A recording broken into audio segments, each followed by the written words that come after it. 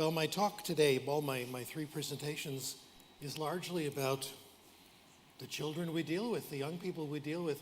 But I'd like to begin by talking about us, people our age and older than you, okay? Because I've been concerned with this in the last few years. For some reason, I've been very interested in problems of aging.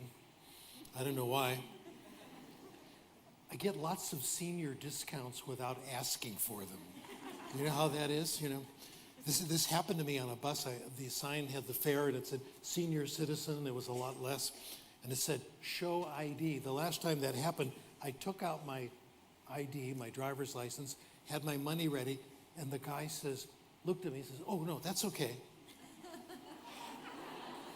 They should be told no matter how old the person looks, always ask for the ID. I'll tell you, these humiliating experiences were balanced by an encounter I had with Adam Sandler. You know who he is? Adam Sandler, in my opinion, can do no wrong. I'll tell you why. I was in the gym in Malibu, California, working out. Actually, I wasn't working out. My daughter was pumping iron, and I was holding the newest grandchild, my granddaughter. And she was busy working out. We were the only ones in the gym, and Adam Sandler walked in. He came up to me, and he said, the best thing you can say to someone my age. He looked at the child and said, "Is this your child?" I said, "It's my granddaughter." He came over, gave me the little masculine punch, and said, "Good-looking grandpa." Adam Sandler can do no wrong, in my opinion. Maimonides calls this the highest form of charity, when no one is looking, when it's completely anonymous. Anyway, the aspect of aging I've been particularly interested in is senility, dementia. I'm very concerned about this. Gee, can I still quote Bill Cosby? I don't know. Anyway, Bill Cosby said, "Don't worry about dementia. When it comes, you won't know." It means you can hide your own Easter eggs, okay? Anyway, I've been concerned about it because it runs in my family on my father's side. Everyone on my dad's side, my dad, my aunts and uncles, his brothers and sisters, all got it exactly at age 75, right away, just at their birthday, just about. And for me, that's pretty soon, okay? It's right around the corner. I don't mind telling you how old I am. I am now 74, but I read at the 81-year-old level. Okay? Anyway, my way of dealing with my problems is to look at the research and write an incomprehensible journal paper. So that's what I did. I looked at the research on dementia, and I found 3 ways of significantly delaying dementia, and they're a good introduction to my talks today. One, as you probably already know, is be bilingual, right? This is research by Ellen Bialystok from Toronto. They had a big interview with her in the New York Times. They did a really, really good job. It was wonderful. Anyway, what Ellen and her colleagues have discovered, that people who are bilingual, who are used to switching languages, have a slower decline in what's called executive control. Executive control means, I just got in this other room and I forgot why I'm here, or what were we talking about? It means not getting distracted. It turns out that bilinguals are much better at this because they're used to switching languages. They get more exercise in it.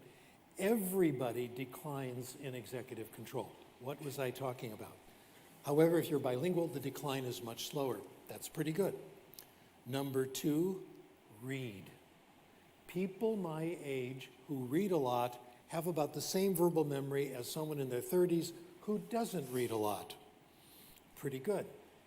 The 3rd, coffee. Yes. Rationalizations to live by. This is wonderful. Several labs have come up with the same conclusion. 3 cups of coffee a day, freshly brewed coffee is best, will significantly slow down dementia, about the same as the other 2. New research has come out on decaf. I didn't want to look at it. I'm insulted by decaf. For me, decaf is like kissing your sister. Okay, I mean, it's okay, but it's not really quite the same. Anyway, it turns out that decaf will help you too, so go ahead. The nice thing about this is that you can do all three at once. You can relax, have a nice cup of coffee, read a book in another language, the fountain of youth. If anyone is interested in getting a grant proposal and doing research, I volunteer my services as subject, so I can get someone to pay for my lattes. Great idea. Okay, that's usually the only thing people remember from my talks, but I'll go on anyway. I want to review, I'm going to divide the talks up like this. I have 3 to do today. This first part is going to be about beginning level. Then there'll be the second part, the big part, is about what you just heard, what goes on with advanced students, what we can do for them, and attaining what we call academic language, which I'll tell you is not quite the right term. We really mean the highest levels of language development. And then I'll be talking about writing. We'll talk a lot about input, what about writing and output, and I'll do that in the breakout section.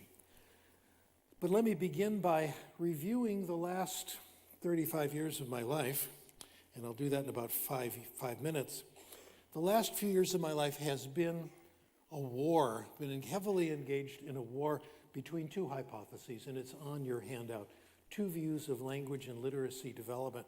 One of them is the comprehension hypothesis, which has been my obsession since the 1970s. The comprehension hypothesis says that the first thing you do if you want to acquire language or develop literacy, same process, get what's called comprehensible input. And this is in the form of stories, having good conversations, reading a lot, language you understand.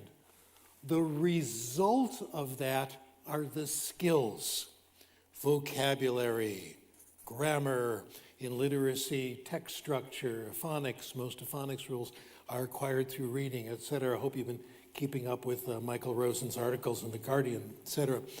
The rival hypothesis has the causality in the other direction. We call this the skill building hypothesis.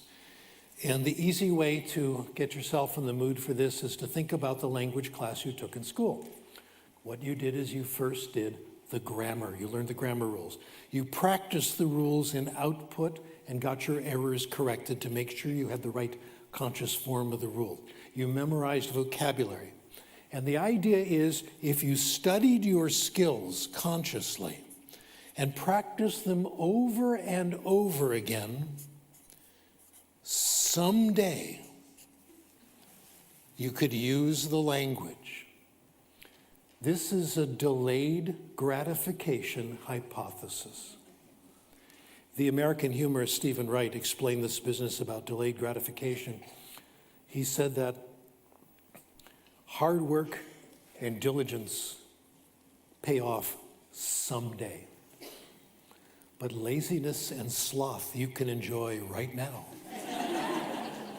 Be in the moment, okay? Well, it turns out, in this case, the delayed gratification never comes.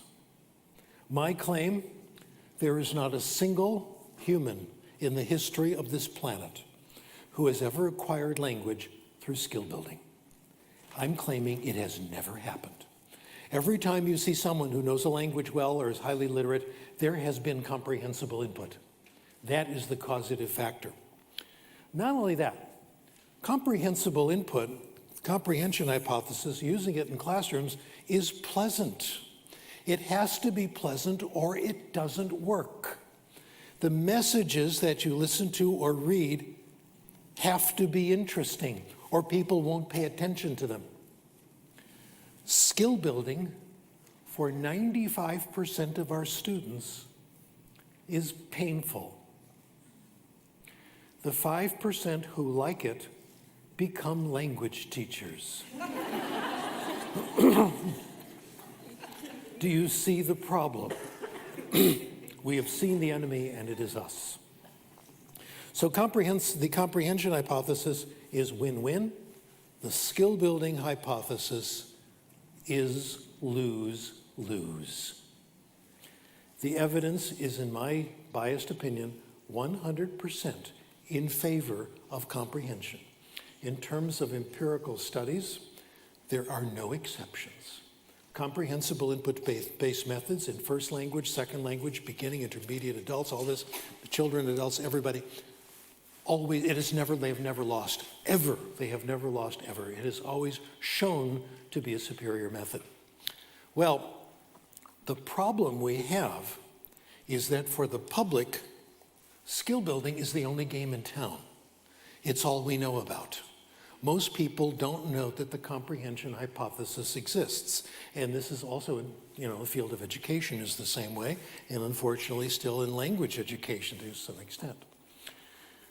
So if you believe in skill building, and you're a sincere believer in it, all the ways that we torture young people in school make perfect sense. We tell kids to work harder, teachers to teach harder. We test them more. You need more grit. You need more self-discipline. They need to understand the rules. They need to practice more. They need to get their errors corrected. They need to do their homework, etc. The problem is, it's probably not true. Therein is our problem. Our problem right now, as I see it, is in spreading the information, public relations. My goal is the skill building hypothesis is not a hypothesis for the public, it's an axiom. My goal is to lower the status of the skill building hypothesis from axiom at least to hypothesis. That would be a big step forward. I want to briefly discuss the limits of skill building and conscious grammar learning, to review a little bit of old information and give you a kind of new slant on it. And then I will have gone through the past and we can look ahead to the future to some new results we have, which I think are pretty exciting. I've claimed in my work, and this is going back to the 70s, that consciously learned language, grammar, is not the way we make progress. I would never say, don't ever teach grammar. Teach grammar, go to jail. No. My point on grammar is that it's very limited and it's hard to use. It can help a little here and there. There's nothing wrong with it. It shouldn't be illegal, but it's really tough to use.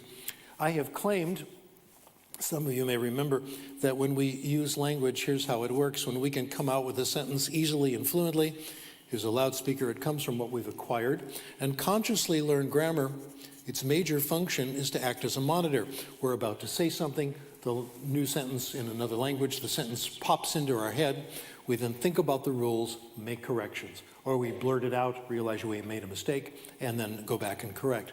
Turns out if you want to use the conscious grammar, 3 conditions have to be met, and they are daunting. Number 1, you got to know the rule. Right away. This is tough. I'll repeat an exercise some of you may have seen on the YouTube, the lectures all over the place. I haven't seen any. Usually when it's YouTube, I use it mostly for watching Annoying Orange and SpongeBob. Oh, thanks. Good. Okay. Take your pen that you're writing your notes with and draw a circle on your sheet about the size of a large coin. Can we do that? Let's say this circle represents all the rules of English, the language we know the most about, where there's been the most description. So this is a set, and that's the set of rules. Let's say we go to the world's greatest syntacticians. Of course, still, the world's greatest syntactician is Noam Chomsky, obviously. We go to Professor Chomsky and we say, how many rules of English do you and your friends know? Now, Chomsky knows more about English probably than anyone who's ever lived, and he's always learning more. What he does is deep, intensive analyses of English in an attempt to find out what works as a way of studying universals. And Chomsky's been pretty modest on this, and he says, we've only described fragments, but let's do this. Draw a circle inside your circle. We'll call this a proper subset, if you remember your math. And that's all the rules Chomsky knows. Give him all the benefit of the doubt. He's been working hard. Now, let's go to another group, grammarians. These are people who read the works of Chomsky and his friends and write grammar textbooks. They don't know as many rules as Chomsky because Chomsky's always out there discovering new rules. So they're always a little bit behind, but they read this stuff and they incorporate it into their books. You'll do this one on your own. Draw a circle inside all the rules they know. Give them lots of credit. Okay, number 3, grammar teachers, the most dedicated grammar teachers. How many rules do they know? They don't know all the rules in all the textbooks, but they know a lot. Write a circle for them. Now, all the rules that the most dedicated grammar teachers teach. They don't teach all the rules they know. Now, you're going to run out of space soon. All the rules that the most dedicated students learn. Let's say understand when they're presented. After that, all the rules that our most dedicated students actually remember. The small little dot you have in the middle is the limit of the conscious grammar for our best students. If you look at our students in school, you see this is true. I think the best grammar students you'll ever find are usually international students who come to our countries from other countries to study, things like electrical engineering and computer programming. And they've studied grammar in their own country, English, for 10 years, grammar-based, and they understand the rules. I mean, they've done differential calculus, keen analytic intelligence, good work habits. You give them stuff like, regular past and third-person singular, they know that. But you get into, the progressive tense and its different meanings and the conditional, they get a little bit hazy. For our regular students, even the third-person singular can be a mystery. What is, ordinary for us is not for them. So we have seriously overestimated what our students can do. I'm going to give you another way of stating this, and I'm going to put something on the overhead here that will terrify you. And I apologize in advance, but it's got to be done. Try not to panic. Oh no, a normal curve, statistics. Calm down, it's going to be okay. For both of you who remember your statistics class, you may remember the mean in the middle. That's kind of the average, okay? The United States, our politicians are saying we want everyone at grade level or above. Grade level means the average. See the problem? We have a math crisis in the United States. Anyway, standard deviation. About 2/3 of the sample is within one standard deviation from the mean. About 98% are 2 standard deviations. I want to tell you a little bit about me in mathematics. I'm what is known as a good math student. Actually, I was a very good math student. I'd say I'm around here in mathematics. Let me tell you how good I am. In 1958, I was in the first high school class that gave college credit for math. I was in the first advanced placement calculus class ever taught. And I did great on the examination. I went on, I majored in math for a while. I took advanced calculus, differential equations, matrix algebra. I thought it was great. I love statistics. People like me, okay? I think I could teach the whole first year of statistics without looking at notes. That's how good I am. I use it all the time. I have 2 chi-squares in my hotel room. I can show you. Okay. 3 people got that. I know it's we're doing in math. Sometimes I have a problem in math, in statistics. We all run into things. And I consult real statisticians. I never understand anything they say. Does that make you feel better?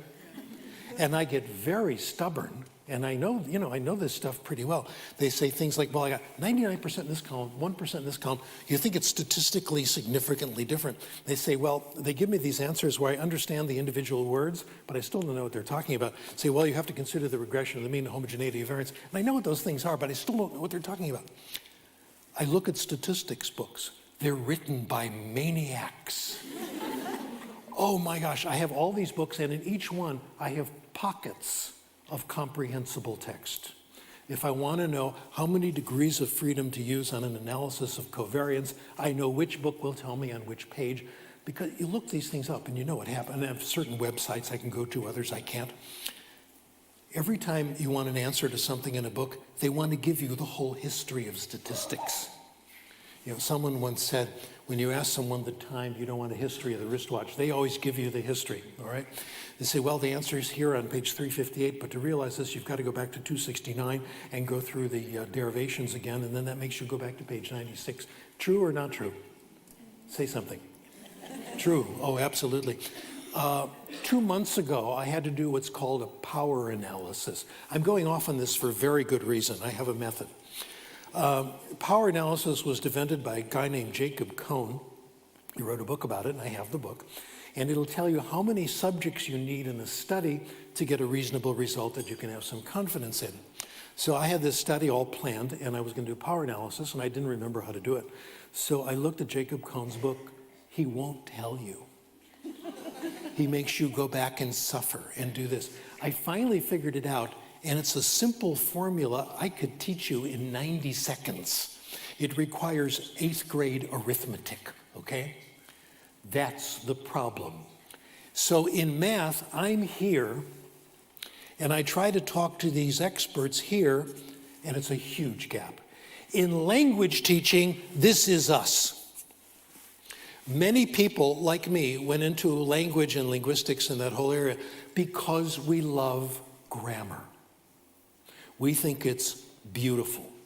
My idea of a good time is to look at a grammar of a language I don't know, see how they do the subjunctive, it's wonderful. Most people don't care, okay? Not only do we like learning about grammar, we get pleasure in monitoring. For example, same thing with most of you and French. As you remember in French, the past participle has to agree with the direct object when it's a pronoun and it comes earlier, like la chose que j'ai prise. Now that's very late acquired, okay? A lot of native speakers don't have it. So you have to monitor to get it right. Every time I do it and I get it right, I rekindle the victory of having learned the rule. What we forget is that normal people get their pleasures elsewhere. So you've got to know the rule, and this is a huge constraint. Well, that's number one. Number two, you got to have time to use the rule. Normal conversation doesn't give you a lot of time to use rules. Let's say, especially if they're complicated, it gets really hard. Let's say you are an intermediate speaker of English as a second language, you're having a conversation and you want to use the tag question rule. John is a boy, isn't he? Here's what you got to do if you haven't acquired it and you've only learned it. Okay, let me look at the big sentence. John, I've got to change that into a pronoun. If it's a pronoun, I leave it alone. Let me look at the verb. If it's a regular verb, you drop the verb, you put in a helping verb. If it's already a helping verb, like a mole, you use that. If the sentence is positive, you make tag negative. If the sentence is negative, make tag positive. Then you change the word order. By the time you do that, your conversational partner is long gone. This is tough. This is tough. Number three, you've got to be thinking about correctness. We call this focus on form. This is unnatural. This is like, trying to pat your head and rub your tummy at the same time. We're not designed to be thinking about form when we're trying to communicate. The grammar people, my critics, oh gosh, I keep getting, okay, thanks. I got to repeat the whole last half hour, right? Okay. Okay, good. Very happy to have this helpful. Anyway, the grammar people feel that the reason we are here on earth is to focus on form.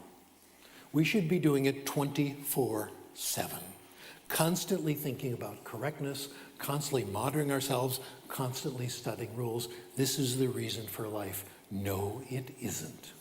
The only time these conditions are met, know the rule. Actually, there are two places where where the conditions are met.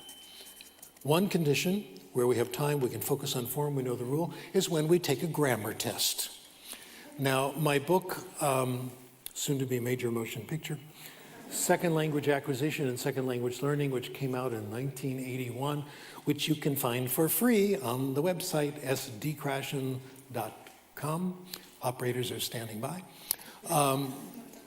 The book has a subtitle, Second Language Acquisition and Learning The Cure for Insomnia. So this book is of interest to maybe 0.001% of the human race. But if you're having trouble falling asleep, I do recommend my manuscript. It's got all the data there. And what I concluded there is that when you give people grammar, when these grammar tests, when these conditions are met, they do use grammar. Anything short of it, they hardly do it at all. So grammar is for grammar tests. One exception. We can use it a little bit when we're editing our writing. Not much, but there are places, native speakers, highly proficient speakers, everyone in this room. There are places where your personal grammar of English is slightly different from the accepted norm. These are the rules of usage that we teach students. My favorite example is this one. It's and its, right? Oh, there we go.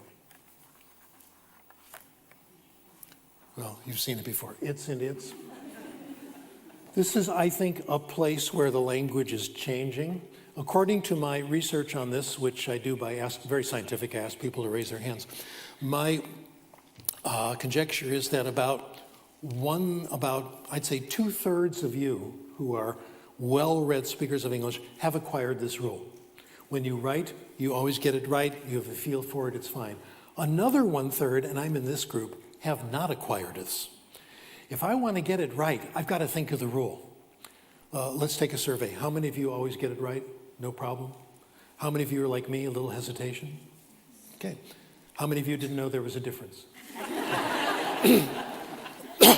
Those of us in group 2, aren't we glad we know the rule? Of course we are. We've got to get it right. Our standards in written English are 100%. You cannot make an error in public writing or in public discourse. Everyone remembers the example of former American Vice President Dan Quayle, who blew it on, plural of potato, et cetera. Well, I think that could happen to anybody. It could happen to me in any of these rules. Some of them, they're very, very late acquired. Knowing the rule consciously does help, so I do recommend that we do teach grammar. How about that?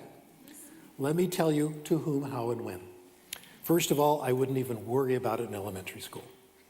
Let children acquire as much as they can through reading.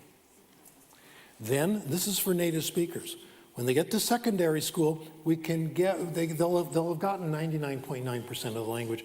Then, secondary school, we can give them techniques for filling that tiny gap and giving the illusion of perfection. The easiest way, spell check. It used to be a book of frequently misspelled words. The reason this works is because we've read so much. When you're about to make a spelling or punctuation mistake, you know it, right? That shows you've acquired it through reading. And when the poor readers don't know it, they have no idea. When the spell check gives you, or the grammar check gives you 4 possibilities, we know which one is right. So we just have this tiny gap. A second reason to teach grammar is what we call language appreciation, which is a part of general education. I think it should be part of foreign language and language arts, but it's not the main character. This means linguistics. Linguistic universals, Chomsky's amazing hypothesis that if something is universal, it's innate. We're born with it already, etc.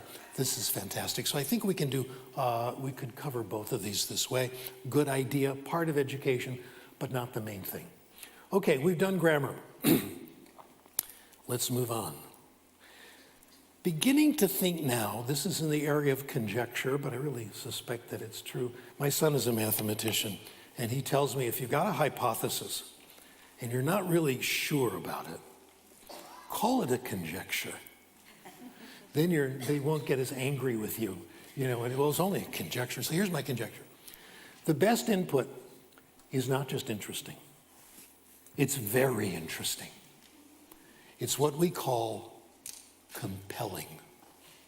So interesting that you forget that you're reading or listening to another language.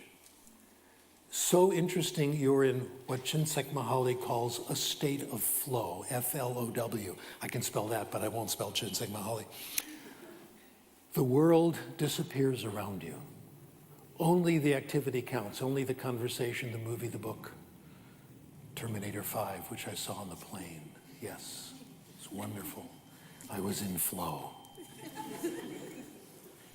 It had a lot of dead bodies. That was good. And a few automobile accidents. I count movies by how many of those they have. Your sense of self is diminished. That's what we're looking for. That interesting.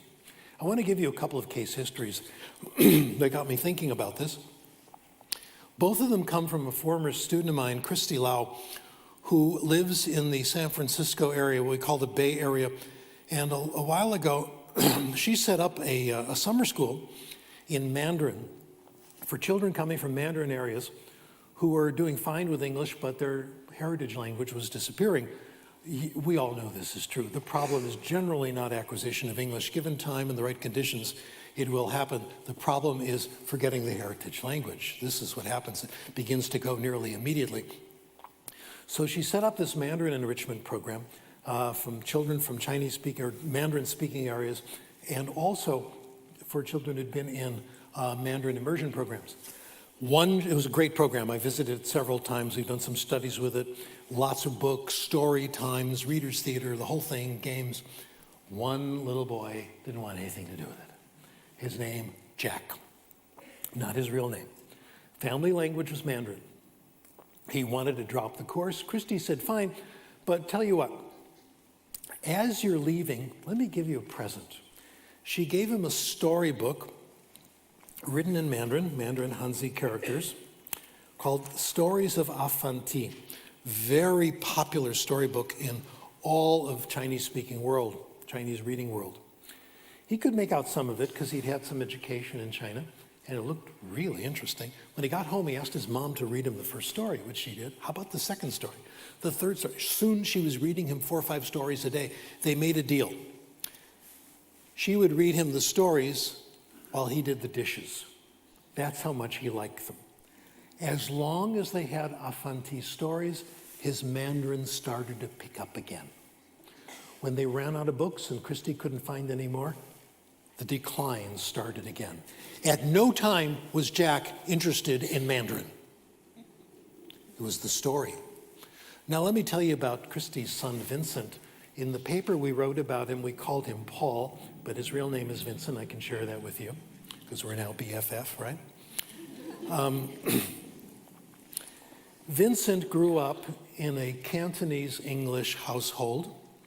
Mom and dad are Cantonese speakers. Christy is. Her parents lived with them for a while, were Cantonese speakers. So by the time he was a teenager, he was, well, through his whole life, he was fully comfortable and bilingual in Cantonese and English. When Vincent was a little boy, mom and dad were really busy, hard-working career, all this. So they occasionally had to hire a babysitter. The babysitter came over, would turn on the television to Mandarin cartoons. Now, as you know, but the general public doesn't, Cantonese and Mandarin are different languages, okay?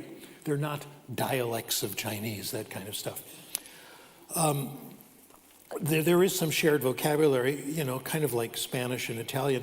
Knowing one will help you with the other, makes it more comprehensible, but it's not a guarantee. You can't go in and start talking and understanding right away. So with his Cantonese background and with the quality of cartoons, I am a big fan of children's television. I think some of it is so good. I already mentioned SpongeBob, who I think is a wonderful character. I don't know if you get that here, but my favorite one now is called Regular Show. Check it out, okay? I watch it on the airplanes even when my grandchildren aren't with me. I will watch Regular Show, okay? And discuss it and all that, what's it all about. So these great cartoons were on with the visuals and wonderful stories and a helpful caretaker. So he started to be able to understand the cartoons pretty well as time went on. Gradually, he moved into programs for young children, then teenage programs. In high school, Dad would bring home 2 movies every weekend in Mandarin. The whole family would watch, he and his boys actually. In the evening, the family would get together and watch the news in Mandarin. Today, Vincent speaks Mandarin. When company comes over and they're Mandarin speakers, no problem. They go to Mandarin-speaking areas of China, they visit Taiwan. He does absolutely fine. His Mandarin is very good. Neither Jack nor Vincent care about Mandarin, one way or the other. Vincent never had the attitude, well, I'm Chinese heritage, it's a good idea that I should acquire Putonghua, I should acquire Mandarin, because that will connect me with the broader Chinese-speaking world, etc. No, he didn't care. None of them, neither were against it, neither of them were for it. It was the stories that counted. Neither of them cared about language. What I've concluded from this, something that I didn't quite understand, and I think most of us didn't. Most people don't care about language. You tell a student, you really should study your French, it'll help you someday. You really, in ESL, English, EAL, you should really pay attention in English class. English is very important. With a 9-year-old child, that doesn't mean anything. You tell them a good story, they are riveted. Language acquisition is a byproduct of doing something else. In this case, of getting a compelling, interesting message. I would allow today as a historical moment. I hereby announce the death of the concept of motivation to learn a language. It doesn't matter. It doesn't matter how hard you try. The same thing is true with literacy. Kids, you really should read a lot. It's good for you. You really should study your vocabulary and learn writing. No, it's a result of doing something else, in which case, in reading, which I'll talk about later. So this is the big breakthrough.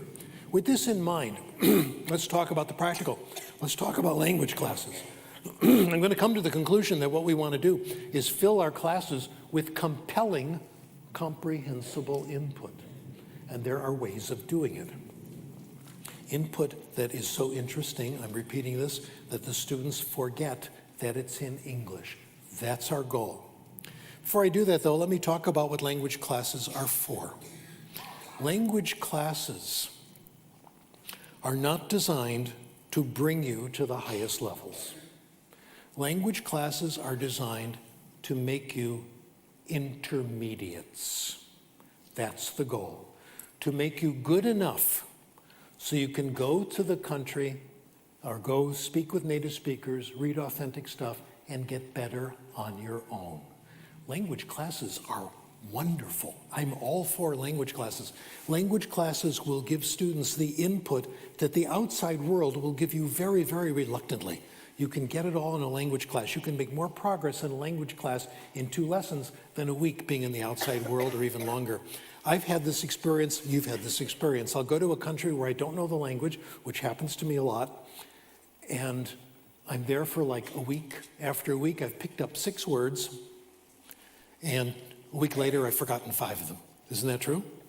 You go to a language class. I'll tell you about my experience, not because it's different from yours, but because it's the same. Starting the year 2000, I started getting regular invitations to go to Taipei and give talks. Former student of mine gave me the first one, and then I did a series of talks, and then other people started to invite me. So I got invited back to Taiwan at least once a year, maybe twice a year regularly for the next 10 years. And I have lots of friends in Taiwan. My student and her family and her kids and her husband, I know her sister, all that. I know all these people, their friends I've gotten to meet. Very warm social life, people I really know, we have a good time. I probably spent 3 months of my life in Taipei over those 10 years. After hearing Mandarin all the time. After 10 years, the only thing I could understand or say in Mandarin was, 我喜欢冰淇淋, means I like ice cream, which is actually not so bad, but it's not really quite enough. 2009, I took a summer class in Mandarin, a 9-hour demonstration class, using a method called TPRS. How many of you have heard of this? Your homework assignment is Google TPRS. I like it a lot. I went to a 9-hour class. I paid my own way in Colorado. My teacher was Linda Lee, and we're still good friends. We still work together. The first session of that class, no. The first 10 minutes, no. The first 2 minutes, I got more comprehensible input in that class than I did the whole 3 months that I spent in Taipei. Language classes are terrific. They give you the comprehensible input that you can't get anywhere else. The goal, bring you to the intermediate level so you can actually start to get better on your own. That's the goal. It is not perfection.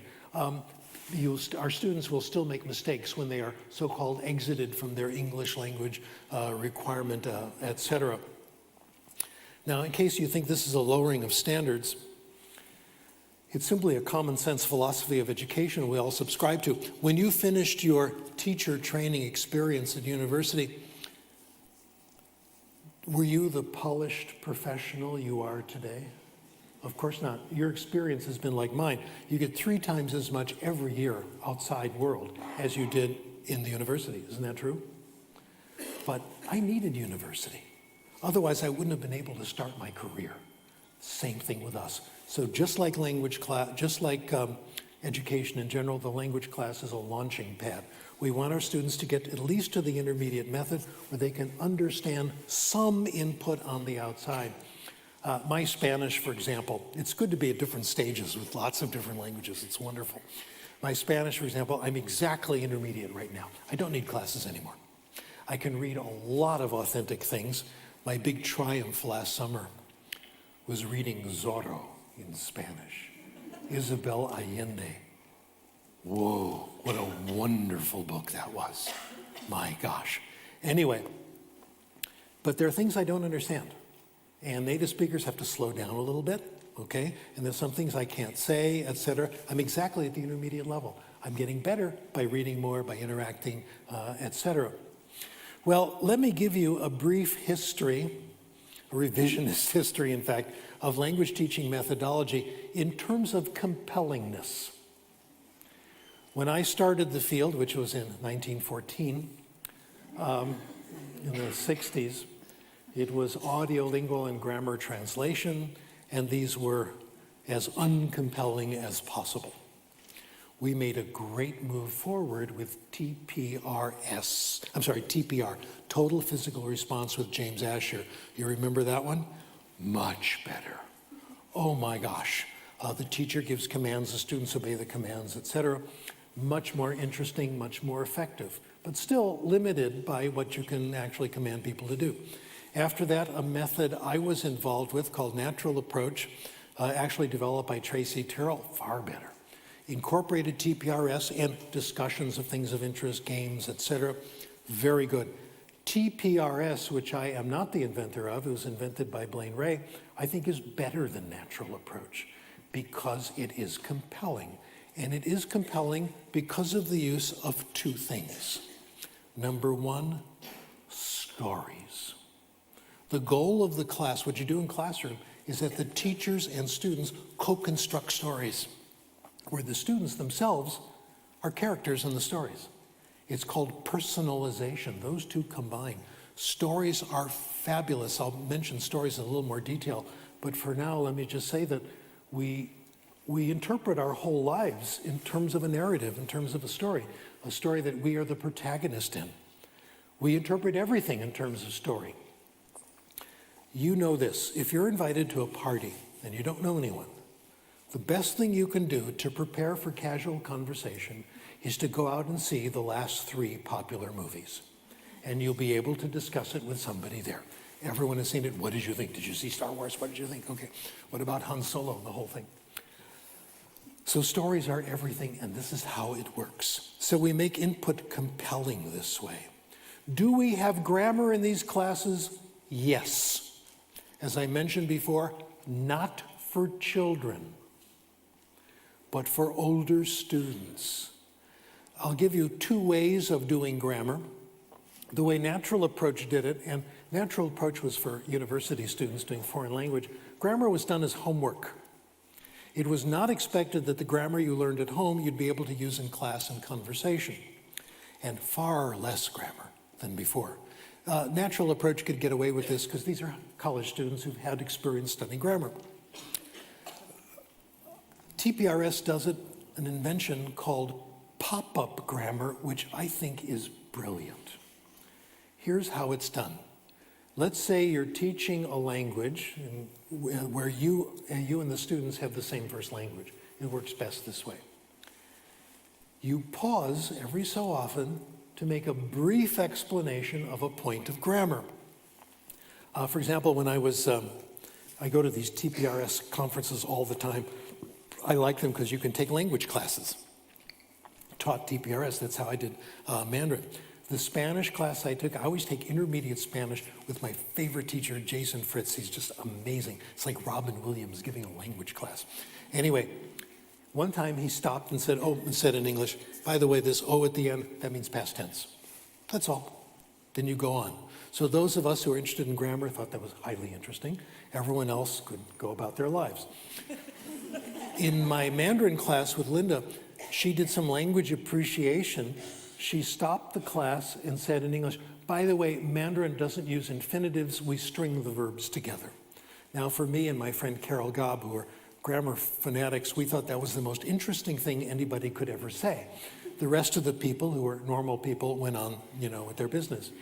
So this is, I think, a very nice way of doing it. There are various ways of making input comprehensible in these classes. We do not forbid the use of the first language. First language can help if it makes input more comprehensible. An occasional translation, an occasional explanation, a few frequently used words on the board in translation.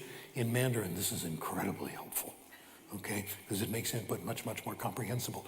If you use it instead, then it doesn't help, what we call concurrent translation. So it depends. What I recommend for intermediate classes, in fact, when you're about to have a discussion of a complex topic, you might assign a little reading for homework, voluntary, in the first language about the topic. Then input is more comprehensible. Second, pictures. Of course, realia. Tracy Terrell had his students each give him one picture every semester. So he developed this amazing picture file. I think we can expand on what we've got. I like TPR. I think we're not through with it yet. I think there are ways of using the human body to make input comprehensible in more than the simple commands. Levez-vous, asseyez-vous, levez les mains, that kind of stuff. We can make it much more interesting. What I've been suggesting are things like exercise, stretching exercises, yoga as modules and as elective classes, dance, cooking, and my favorite, self-defense. I gave a self-defense demo last summer in Turkey, in Istanbul. We are introducing TPRS to the Turkish military, who are now using it as their official method in the military academy in Ankara and at many of the military high schools. So as part of it, and we got Linda Lee to do it in Mandarin and Jason Fritz in Spanish, my teachers that I've learned so much from. I said, let's try martial arts. You're the military, okay? You should know this stuff. Now, what's the most compelling situation you can possibly be in? Really compelling. Number one, someone's about to choke you. They're right there. What do you do? Number two, someone has a gun in your face. They have already shot 2 people. You're next. I did a demo. I asked for volunteers to help me from the audience. I asked, first of all, has anyone in the audience had any martial arts training or fighting? 250 people, 1 person. This is the military. They train them in big weapons, but not hand to hand. And I asked them if they were interested in, especially the women. Good work. So I did a demo. Absolutely impressive. When we have a smaller group in the writing section, I can demonstrate for you. If any of you have brought your guns, we can use that. Okay, I didn't bring mine. So there are ways of expanding on TPR that we haven't really thought of, okay? And I'm gonna now tell you why we are set free and why we can do this. The reason TPR was constrained is that every lesson in TPR had to illustrate a certain grammatical point. So that constrained what you can talk about. We are now free of that constraint. All we have to do is give kids input that's interesting and comprehensible. Grammar takes care of itself. We are free of the grammatical syllabus. I'm going to give you a profound set of ideas, I think, that are going to make life much easier and more interesting. Some of you may remember the natural order hypothesis, right? And I still think it's true. And it says we acquire language in a predictable order. Some rules come early, some come in the middle, and some come later. So here's rule 1, rule 2, rule 3, rule 64,982, etc. I just made that up. The order is not strictly linear. You get things in clumps, and there's a little variation, but it's statistically real. It is quite consistent. This is the order in which things are acquired, not learned, but acquired. And I invented this terminology which succeeded in confusing everybody. I and I plus one, remember that? Oh, that was so good for my career. Let me tell you, the secret of success in academia, number one, it's invent new terminology. That sure thing. And don't make it too comprehensible. Make it a little bit vague and confusing. Then people think you're a lot smarter than they are. That worked for me without realizing it with I and I plus one. I discovered later people hadn't the vaguest idea what I was talking about. So I'll tell you what it means. If I is the rule that you've just acquired, the next one that you're ready for is I plus one. The I itself doesn't mean anything. It's just a letter. I used it because I'm so used to algebra and I'm such a snob, okay? Well, what we do in tradition, what people, when they first came up with this, we thought, gee, what we have to do is figure out what's I plus one and give people lots of input at I plus one. That's a grammatical syllabus, contextualizing grammar. New hypothesis. If you give people enough comprehensible input, I plus one is automatically there. Do you see how wonderful that is? How that frees things up?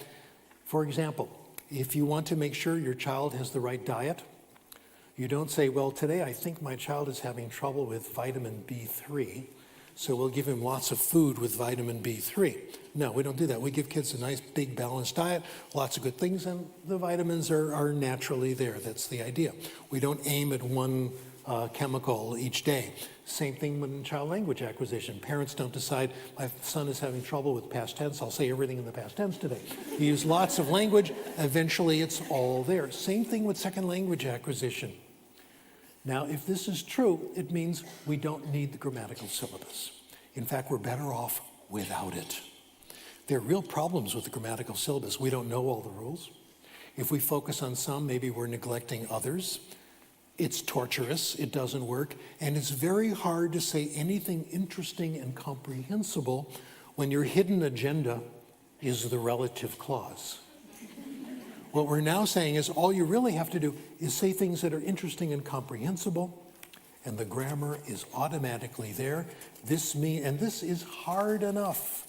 This is our goal in class, be interesting and comprehensible.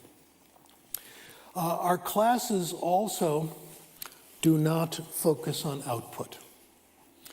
Output, the ability to speak, is the result of language acquisition, not the cause. Forcing kids to speak does them absolutely no good. We do not tape their mouths shut. In fact, we encourage speaking. Speaking helps you indirectly. If you say something and someone answers back, that's called conversation. That's good for language acquisition, but what counts is what the other person says to you, not what you say to them. So we do have interaction where students say things. We don't correct their mistakes because it doesn't work. Study after study after study has shown that error correction doesn't work. My favorite researcher in this area is a guy living in Taiwan. He's an American named John Truscott. Truscott has done very good reviews of the literature, and I'll give you the results of all his studies. You look at the typical study, one group gets corrected, the other doesn't. Otherwise, they're exactly the same. You then look to see which group makes the most progress. In half the studies, There is absolutely no difference. In the other half, the kids that are corrected do a little bit better, but only when the conditions for the use of the monitor are met in restrictive conditions. And if you stop hitting them over the head with the grammar rule and you leave them alone and you stop correcting them for a few months, it fades away. It's not worth it. The way to correct errors, more comprehensible input. Well, what I have here is a link for you if you want to find out where all these things are. I have a list there on my blog spot of all the studies I could find showing for beginning language methods, intermediate methods, etc., where there are actual comparisons. These are in referee journals, scientific journals, vetted, etc. No exceptions. The students in comprehensible input-based classes always do at least as well, usually better. They've never lost. Let me summarize what I've said so far. What we want to do, fill our classes with compelling, comprehensible input. Make input compelling with stories and personalization. Use lots of different ways of making input comprehensible. Don't force output. Zero or minimal correction. We've only done the beginning method. What about intermediates? This is the big issue.